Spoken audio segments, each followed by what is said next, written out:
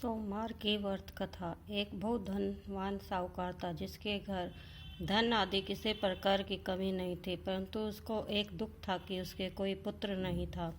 वह इसी चिंता में दिन रात रहता था। वह पुत्र की कामना के लिए प्रति सोमवार को शिवजी का व्रत और पूजन किया करता था तथा सायंकाल को शिवजी मंदिर में जाकर शिवजी के श्री विग्रह के सामने दीपक जलाया करता। उसके इस भक्ति भाव को देखकर एक समय श्री पार्वती जी ने शिवजी महाराज से कहा कि महाराज, ये साहूकार आपका अनन्य भक्त है और सदैव आपका व्रत और पूजन बड़ी श्रद्धा से करता है।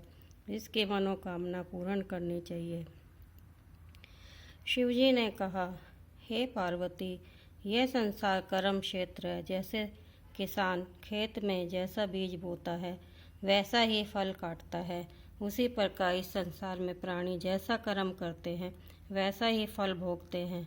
पार्वती जी ने अत्यंत आग्रह से कहा, महाराज, जब ये आपका अनन्य भक्त है तो इसको अगर किसी प्रकार का दुख है तो उसको अवश्य दूर करना चाहिए, क्योंकि आप सदैव अपने भक्तों पर दयालु होते हैं और उनके दुख को दूर करते हैं। यदि आप ऐसा नहीं करेंगे तो मनुष्य आपकी सेवा तथा व्रत क्यों करेंगे। पार्वती जी का ऐसा आग्रह देखकर शिवजी महाराज कहने लगे, हे पार्वती, इसके कोई पुत्र नहीं है, इसी चिंता में यह अति दुखी रहता है। इसके भाग्य में पुत्र न होने पर भी मैं इसको पुत्र की प्राप्ति का वर देता हूँ, परंतु यह पुत्र केवल 12 वर्ष तक जीवित रहेगा। इसके पश्चात वह मृत्यु को प्राप्त हो जाएगा। इससे अधिक मैं और कुछ इसके लिए नहीं कर सकता। यह सब बातें साहूकार सुन रहा था। इससे उसको न कुछ प्रसन्नता हुई न ही कुछ दुख हुआ। वह पहले जैसा ही शिवजी महाराज का व्रत और पूजन करता रहा। कुछ काल व्यतीत हो जाने पर साहूकार की स्त्री गर्भवती हुई और 10वें महीने उसके गर्भ से अति सुंदर पुत्र की प्राप्ति हुई। साहूकार के घर में बहुत खुशी मनाई गई, परंतु साहूकार ने उसकी केवल 12 वर्ष की आयु जान कोई अधिक प्रसन्नता प्रकट नहीं की और न ही किसी को भेद ही बताया। जब यह बालक 11 वर्ष का हो गया तो उस बालक की माता ने उसके पिता से विवाह आदि के लिए कहा, तो वह साहूकार कहने लगा, अभी मैं इसका विवाह नहीं करूँगा, अपने पुत्र को काशी जी पढ़ने के लिए भेजूँगा। फिर साहूकार ने अपने साले अर्थात बालक के मामा को बुला उसको बहुत सा धन देकर कहा, तुम इस बालक को काशी पढ़ने के लिए ले जाओ और रास्ते में जिस स्थान पर भी जाओ यज्ञ करते ब्राह्मणों को भोजन कराते जाओ। वह दोनों मामा भांजे यज्ञ करते ब्राह्मणों को भोजन कराते जा रहे थे। रास्ते में उनको एक बड़ा शहर पड़ा। उस शहर में राजा की कन्या का विवाह था और दूसरे राजा का लड़का जो विवाह कराने के लिए बारात लेकर आया था वह एक आंख से काना था। उसके पिता को इस बात की बड़ी चिंता थी कि कहीं वर को देखकर कन्या के माता पिता किसी प्रकार की अड़चन पैदा न कर दें। इस कारण जब उसने अति सुंदर सेठ के लड़के को देखा तो उसने मन में विचार किया कि क्यों न दरवाजे के समय इस लड़के से वर का काम चलाया जाए। ऐसा विचार कर वर के पिता ने उस लड़के के मामा से बात की तो वह राजी हो गए। फिर उस लड़के को वर के कपड़े पहना तथा घोड़ी पर चढ़ा दरवाजे पर ले गए और कार्य प्रसन्नता से पूर्ण हो गया। फिर वर के पिता ने सोचा, यदि विवाह कार्य भी इसी लड़के से करा लिया जाए तो क्या बुराई है। ऐसा विचार कर लड़के उसके मामा से कहा, यदि आप फेरों का और कन्यादान के काम को भी करा दें तो आपकी बड़ी कृपा होगी। मैं इसके बदले में आपको बहुत कुछ धन दूंगा। उन्होंने स्वीकार कर लिया। विवाह कार्य भी बहुत अच्छी तरह से संपन्न हो गया, परंतु जिस समय लड़का जाने लगा तो उसने राजकुमारी की चुनरी के पल्ले पर लिख दिया कि तेरा विवाह तो मेरे साथ हुआ है, परंतु जिस राजकुमार के साथ तुमको भेजेंगे वह एक आंख से काना है। मैं काशी जी पढ़ने जा रहा हूँ। लड़के के जाने के पश्चात राजकुमारी ने जब अपनी चुनरी पर ऐसा लिखा पाया तो उसने राजकुमार के साथ जाने से मना कर दिया और कहा कि यह मेरा पति नहीं है। जिस लड़के से उसका विवाह नहीं हुआ है वह तो काशी पढ़ने गया है। राजकुमारी के माता पिता ने अपनी कन्या का विदा नहीं किया और बारात वापस चली गई।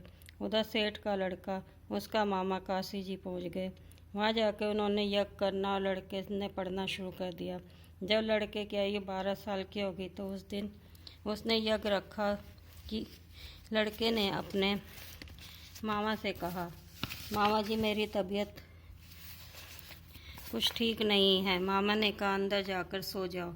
लड़का अंदर जाकर सो गया। थोड़ी देर में उसके प्राण निकल गए।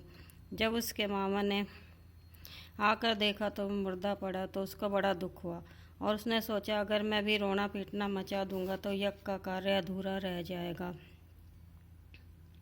अतः उसने जल्दी से यज्ञ का कार्य समाप्त कर ब्राह्मणों के जाने के बाद रोना पीटना आरंभ कर दिया। संयोगवश उसी समय शिव पार्वती उधर से जा रहे थे। अब उन्होंने जोर जोर से रोने की आवाज़ सुनी तो पार्वती जी कहने लगी, महाराज कोई दुखिया रो रहा है, उसके कष्ट को दूर कीजिए। जब शिव पार्वती के पास आकर देखा तो वहाँ एक मुर्दा लड़का पड़ा था। पार्वती जी कहने लगी, महाराज ये तो उसी सेठ का लड़का है जो आपके वरदान से हुआ था। शिवजी कहने लगे, हे पार्वती इसकी आयु इतनी ही थी सो यह भोग चुका। अब पार्वती जी ने कहा, हे महाराज इस बालक को और आयु दे दो तो इसके माता पिता तड़प तड़प के मर जाएंगे। पार्वती जी के बार बार आग्रह करने पर शिवजी ने उनको वरदान दिया और शिवजी महाराज की कृपा से लड़का जीवित हो गया। शिव पार्वती कैलाश चले गए। वह लड़का और मामा उसी प्रकार यज्ञ करते तथा ब्राह्मणों को भोजन कराते अपने घर की ओर चल पड़े। रास्ते में उसी शहर में आए जहाँ उनका विवाह हुआ था। वहाँ पर आकर उन्होंने यज्ञ आरंभ कर दिया। उस लड़के के ससुर ने उसको पहचान लिया और मैं अपने महल में ले जाकर बड़ी खातिरदारी की।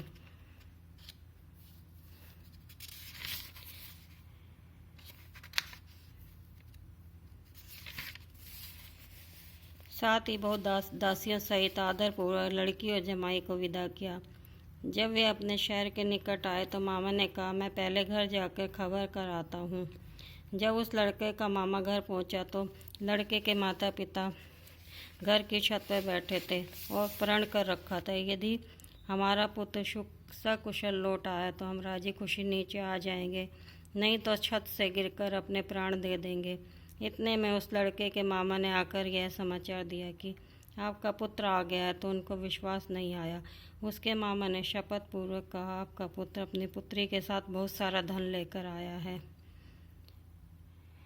आपका पुत्र अपनी स्त्री के साथ बहुत सारा धन लेकर आया। तो सेठ ने आनंद के साथ उनका स्वागत किया और बड़ी प्रसन्नता के साथ रहने लगे।